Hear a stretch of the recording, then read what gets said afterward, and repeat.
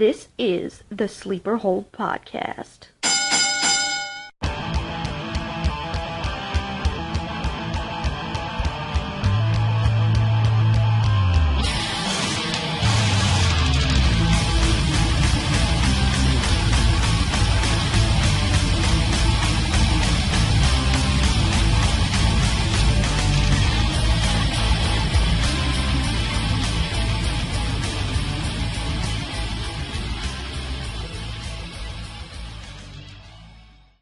Ladies and gentlemen, welcome to the Sleeper Hole Podcast, where there's no disqualification on the topics and falls count anywhere. I am your host, Priest, and I am actually recording this outside in this beautiful weather. So if you hear some weird wind or the dogs barking, kids playing, now you know why. Anyway, we had a great past weekend, if you ask me. I think it went really well. First of all, we had Pinfall Wrestling Association's Grand Wrestling Spectacle. It was a very good show. A lot of great things happened. And if you're curious about that, it is going to be the other thing tied to this post. I am making a post with not only this regular scheduled episode, but with the Spectacle. Definitely check it out. I think you'll really enjoy it. Aside from that, we also had WWE's Extreme Rules. I actually was very happy with Extreme Rules, with what I got to see and everything else. Unfortunately, I was a little bit late seeing some of it because we were actually driving from my sister-in-law's graduation and her celebration dinner. But, I can't really complain. I enjoyed spending time with my in-laws and everything else. And my sister-in-law, she's just awesome. So, no complaints there. The only thing I did not like about Extreme Rules is how, once again, they did a screw job to my girl, Natty. If she was to lose in a normal way, if Charlotte was to defeat her hands down by natural skill, by natural wrestling, that's fine. But these little screw job psychology games, they get old real quick. You saw it with the Bella twins and everything else. It got to the point where back then where I stopped caring about the women's division. Then they did the Divas Revolution, or now Women's Revolution, and it was like, hey, there's a ray of hope. But now they're doing it all over again to where it's like, don't tease me with a good time unless you're going to deliver. Because, honestly, you're leaving me to nothing but disappointment. So that's how I feel about it. And I feel that, they really are just pulling on the strings of Natalya and all her fans. And it's not right. With that being said, we had Monday... Oh, also Extreme Rules. Before I forget, Seth Rollins. Yes, Seth frickin' Rollins showed up and actually, made his return after giving a pedigree to the defending and reigning champion of the WWE Heavyweight title, Roman Reigns. It was pretty cool, and I'm glad that they're going to be able to have those two have a feud again because they really do have really good chemistry together in the ring. Now, to Raw. Raw, it's like your normal Raw after a pay-per-view. It's got its ups, it's got its downs. The one thing that I will say is you got to see Charlotte show her true colors by disowning her own father, saying that she doesn't need him anymore, and she just wanted to get back at him for all the times that while she was a child, he was always gone. Wah, grow up, put on your big girl panties, and deal with it. I understand it's a story thing, and I understand that, in reality, they do have children that have to suffer with that because they're on the road all the time. But at the same token, to make that be how she uses and then throws away her father, giving her everything that he could, helping her out through tough times against Natalya and other of the women's division roster, it makes me want to just slap her upside the head. It really does. I like Charlotte as an individual outside the ring, but they really are making her play to be more disliked than even Nikki Bella was. And that's saying something. Again, I like Nikki Bella outside the ring, but when she was a champion, I wanted to strangle her. So, besides that, we had Shane O'Mac approve that at Money in the Bank, Seth Rollins will go up against Roman Reigns. I like it. I'm telling you, whatever Shane comes up with, it seems to keep getting better and better. I mean, he even came up with the Asylum match, or gave approval for the Asylum match, rather, to Dean Ambrose for Extreme Rules, and that was pretty cool. Money in the Bank is, just right around the corner. We got a few weeks to go before it. It's one of the pay-per-views that I really enjoy because you really get to see potential happen there. These guys get a chance to have a contract, if you will, to cash in at any time, anywhere, and get a chance for the title. It could be during, after, before a match. It doesn't matter. And we've seen majority of the time it's successful. So there's going to be a few cases where not so much. So it is kind of cool to see Money in the Bank in all its glory. Now then, we got all that recapping done. Like I said, if you want to hear more about the Pinfall Wrestling Association thing, check out the other link that's on the website with this one. I don't think you'll be disappointed, but we're going to get back on track with what's going on with this episode, this series, which is about the matches. So let's get this rolling. And like I said before, and I'll say it again, just like you hear a referee say, let's ring the bell. Alright, people in Springfield, Illinois, listen up. And also for all of you who decide to come and visit Springfield, Illinois. If you're ever hungry, you want something that's quick and delicious, and not just one of your typical run-of-the-mill burger joints like McDonald's and all that, go ahead and check out this place called P&P's Little Grill. If you want to try to find it, the best way you can is just remember to go on the corner of Sangamon and Peoria Road, look for the Thornton's gas station, and it'll be right next there. It's this little white building. It's called P&P's Little Grill, or Lil Grill, rather. And let me tell you, I've had so many different things from there just trying out for their food. It's all good. But if you ask me what my favorite is, their burgers are great. Especially the one I just had recently. It was a nice chuck burger. It had hash brown and egg on it. It was incredible. And of course, the melted cheese. You gotta have cheese on it. I don't care who you are. Cheese is always the best. And then, of course, like I said, they got good fries. They have little Phillies. Those Phillies are great with that place. So, if you're ever ready to go to a wrestling show in Springfield, or you're just living around the area and you want something good to eat, go to P&P's Little Grill.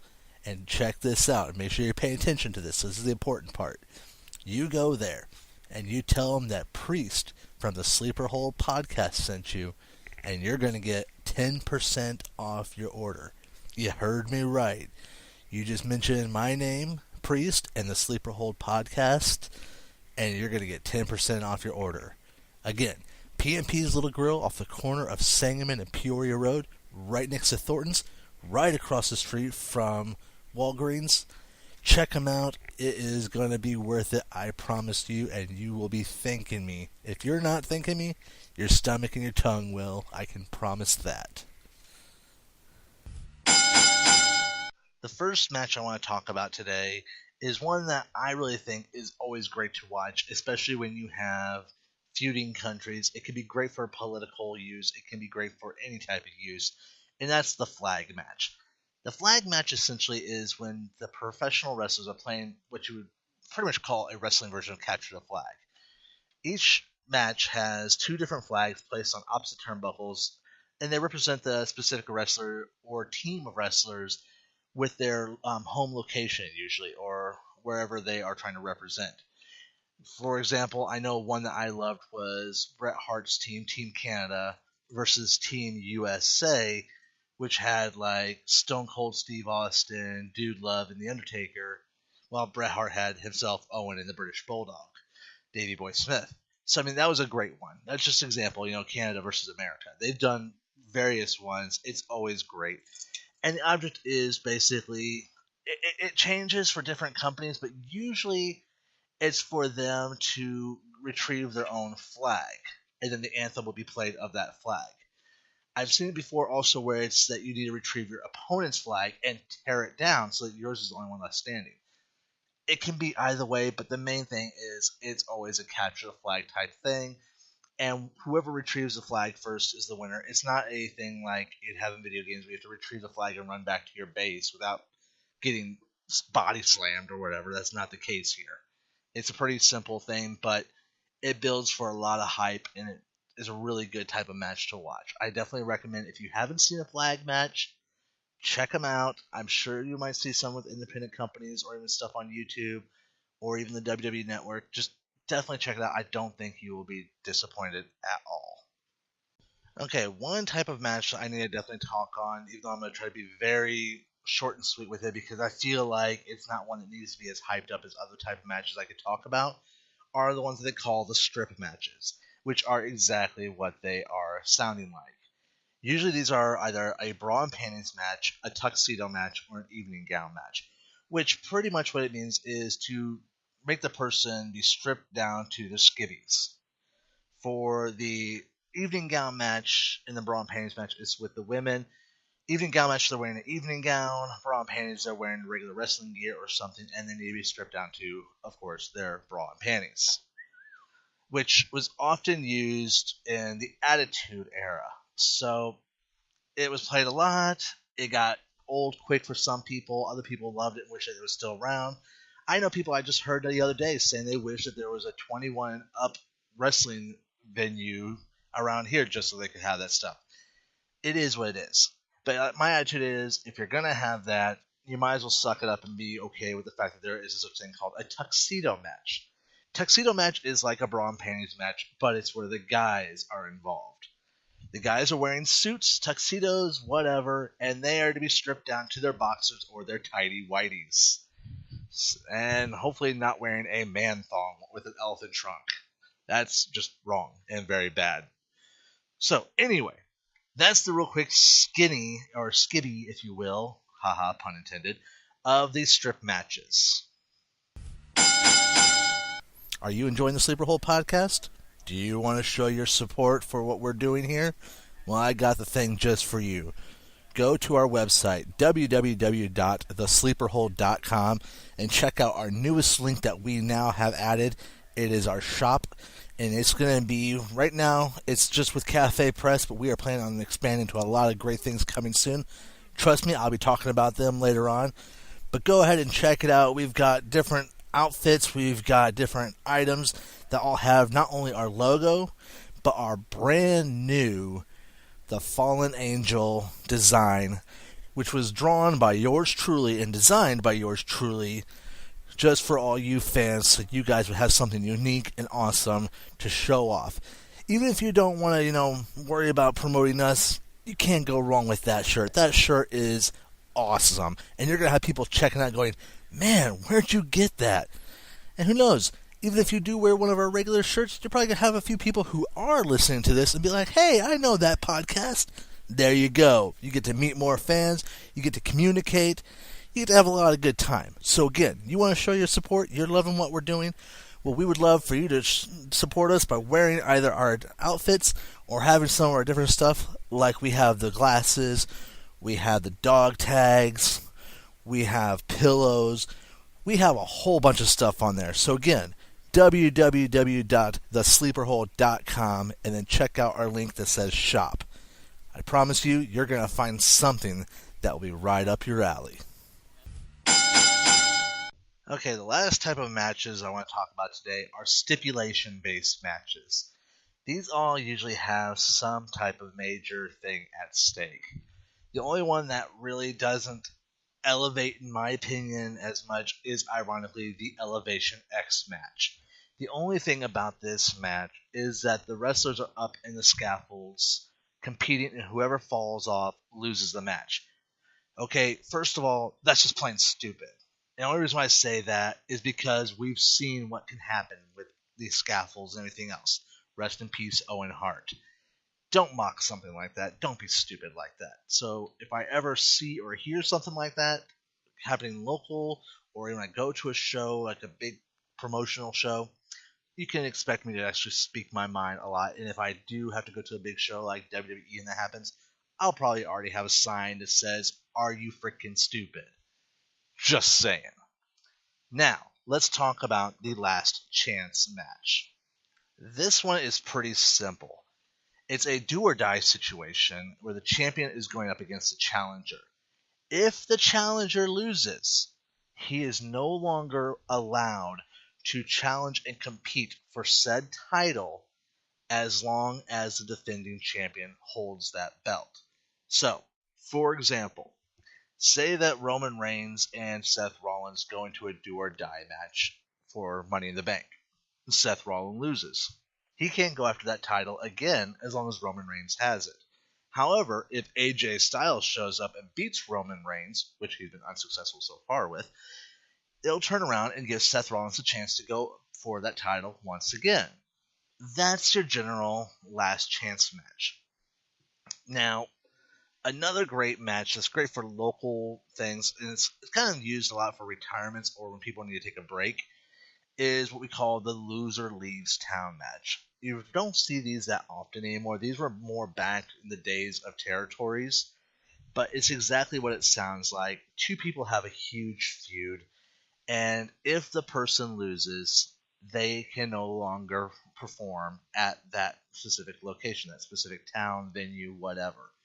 The only time we've seen something like this in more of a modern time frame is the loser leaves the brand type of match, where, for example, Edge defeated Matt Hardy and he had to leave Raw to go to SmackDown. So it's still a very similar concept.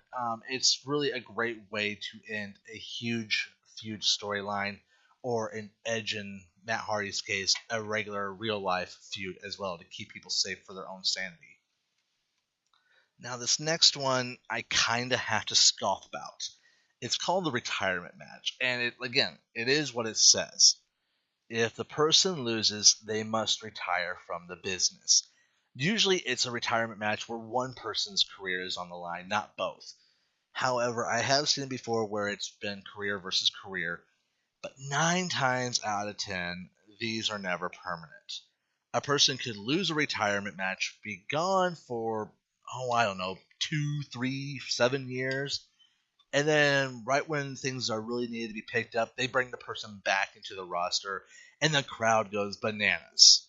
It happens. It's kind of what they do with these things, so it's never truly a genuine retirement match like it could be if people really want it to be. I personally feel that these are great to use, especially in the independent circuit. Say somebody is getting to the point where age is catching up to them, or they've suffered a serious injury and they don't just want to be removed from the roster, removed from the storyline too easily. Give them a retirement match. Give them something to leave out on so they can have a formal way to say goodbye to the fans. I have a lot of respect for retirement matches when they are done right. Can they be done right? Yeah, I've seen it done at least once or twice. Out of how many times?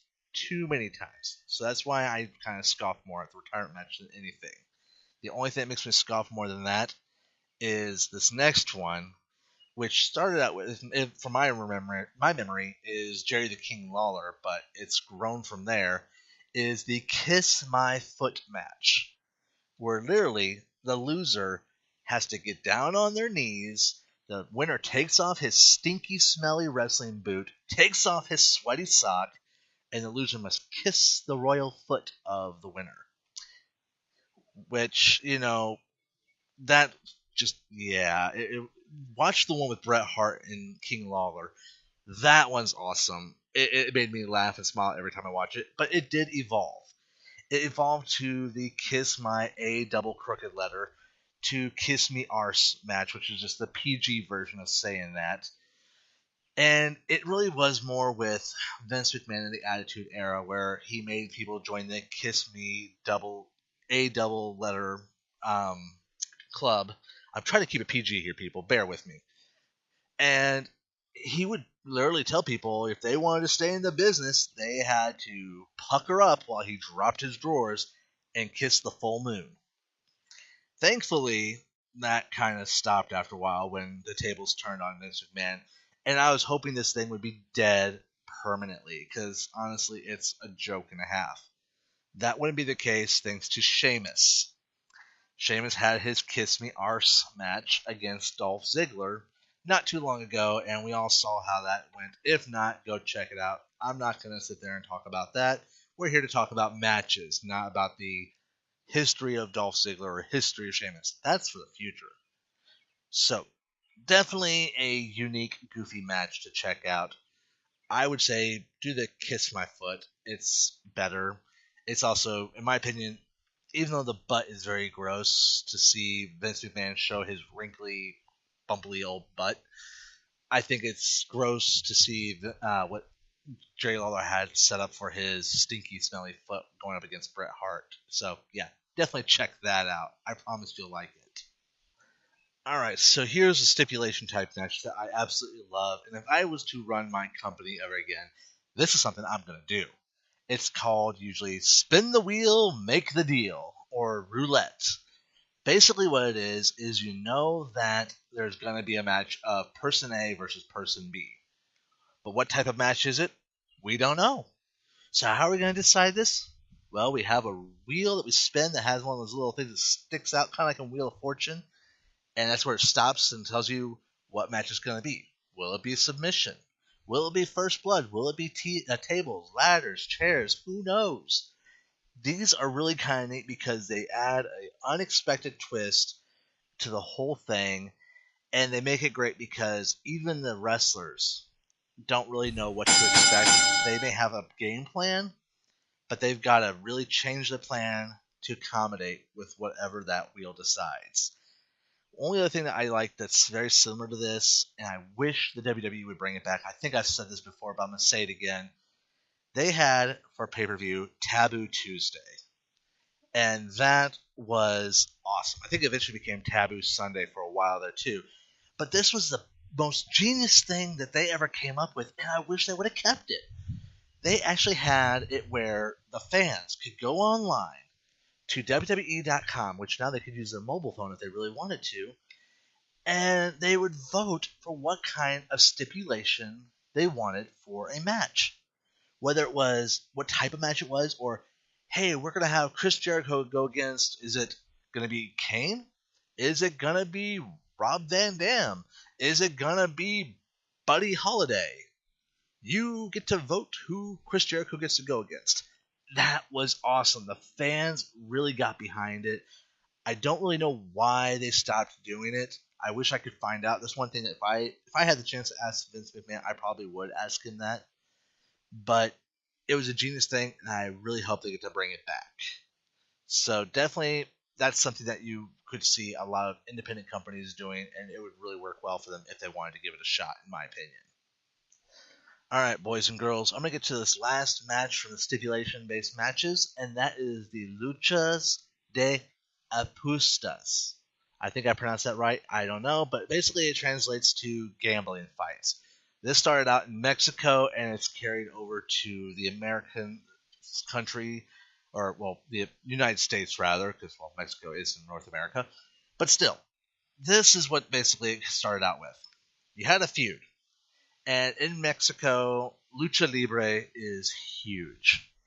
Lucha Libre is usually done with masked wrestlers, thus luchadors, and sometimes there's people who are unmasked, who are like, well, I think Juventud Guerrero is a good example, because he did go without a mask a while, and he had very long hair, and he was very much one of the best cruiserweights in WCW, in my opinion. But what would happen is you'd have a feud, two people clashing. And what better way than to go into this than to put your honor on the line? And how is the honor symbolized? Well, simple. If you're a luchador, your mask is going on the line. Because wearing the mask is sacred. It's everything. To be unmasked is almost pretty much is a disgrace to luchadors everywhere. If you don't have a mask, well, you better have something else to put on the line. So usually what they put online are those big, long locks of theirs. They're going to have their head shaved if they lose. These have been great in the past. Unfortunately, I've seen some of them I've seen where they were unmasked was not great. When Rey Mysterio Jr. first was unmasked on WCW, it was kind of a bummer, sad thing. He actually had to go through a lot with the Lucha Libre committee to get permission to be able to put his mask back on before going to Raw, or the WWE rather. Let's see here. Chavo Guerrero versus Eddie Guerrero. Who could ever forget that one? That's a great one. Definitely one worth watching. Another one that was pretty good, and there's been a lot of hair versus hair matches, so those are ones I'm going to definitely mention. There was one with Vince McMahon versus Donald Trump, where the loser got their head shaved by whoever's represented wrestler won. So that, I mean, that was a really good one. Back then, Trump was somebody who was okay in a lot of people's eyes. I'm not going to go into politics here, but let me just say, if that was to happen again, I'd be willing to invest money just to make sure Vince won. Just saying. Also because I would think that really is a toupee. But that's beyond the point. The point of the matter is these are very good matches, and they do have a lot of great things. Some of the wrestlers that you may recognize who have lost either their mask or their hair is, again, Rey Mysterio, Gorgeous George, Jeff Jarrett, Kurt Angle, Molly Holly, and even Chicago's own CM Punk. They've had those things happen, and usually it's because they have either something serious going on in their life, they're losing their hair, or maybe sometimes it's just to joke about it. I mean, that's one thing about Molly Holly. They were originally going to do just another women's match. I think they're going to do another bra and panties match or something on WrestleMania. And she's like, no, I want this to be big. I want this to be important. Give me a match. Make it just, a regular match, but I'll put my hair on the line. Let me have the match I want, and I'll put my hair on the line, and I'm happy to shave my head if that's how it goes. And lo and behold, that's what happened. A lot of great stories and situations can happen from these matches. So again, now this is another one I really encourage. I really do like. It's not for everybody. Not everybody wants to lose their hair and everything else, but it is a really good one. And again, with luchadors, a lot of them don't want to lose their mask because it's a symbol of honor. So when you do watch these, take them with high regard and high respect because they are very, very interesting. Well, boys and girls, I know this was a short one for you, but again, like I said, you're getting a 2-for-1 deal, so definitely check out the other one. Enjoy it. Have a lot of fun. We are going to definitely be continuing this series 2 weeks from now. There's still a lot to talk about. There's so many matches and so many great things. But until then, I'll see you next time. And just for good old humor, that's all, folks. Thank you for listening to the Sleeper Hold Podcast. Don't forget to visit our website at thesleeperhold.com to comment on episodes, read our blog, find information about our quarterly charity, and more. See you next week.